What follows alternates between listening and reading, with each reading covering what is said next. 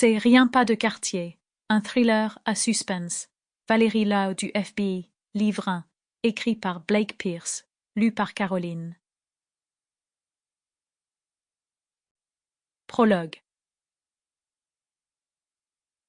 Il y avait un patient que Mason Winters craignait plus que tout. Alors que le tic-tac de l'horloge accrochée au mur du bureau étriqué du docteur égrenait les heures, l'angoisse et l'anxiété de ce dernier ne cessaient de grandir à chacune de ses inspirations. L'heure approchait. Il était temps d'affronter le patient qu'il redoutait le plus, à nouveau. Il sortit de son bureau et ferma la porte derrière lui, avant de s'avancer dans le couloir, le tintement de ses clés résonnant dans ce lieu stérile et étriqué.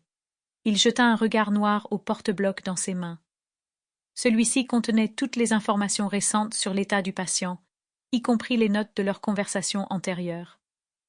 Ces dernières ne s'étaient pas bien passées.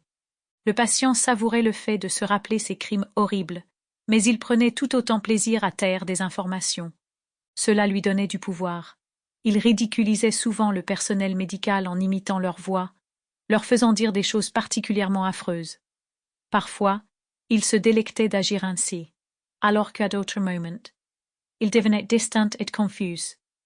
Soupirant, le docteur Winters jeta un nouveau coup d'œil mécontent à son porte-bloc rempli de notes, puis traversa le couloir jusqu'à la réception du pavillon 11.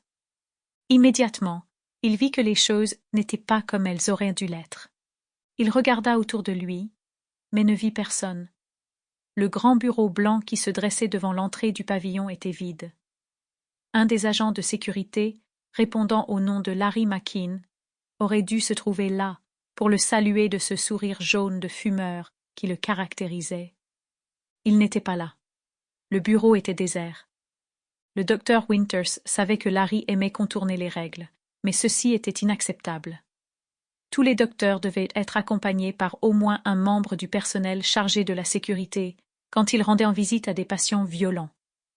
Bien que Larry arrivât souvent en retard au travail et ait la fâcheuse habitude de faire des blagues déplacées aux membres féminins du personnel, il se trouvait toujours à son poste pour les séances du soir. Un tel manquement au devoir ne serait pas toléré par l'Institut. Quelque chose attira ensuite l'attention du docteur. Il se pencha par-dessus le bureau blanc et stérile. Une rangée d'écrans affichait des images granuleuses en provenance des caméras de surveillance installées dans tout le pavillon 11. Elles défilaient en boucle, montrant le couloir du pavillon dans son intégralité, puis les chambres sécurisées de chaque patient. Alors que les images apparaissaient tour à tour sur les écrans, l'un d'eux ne montrait rien. Sample complete. Ready to continue?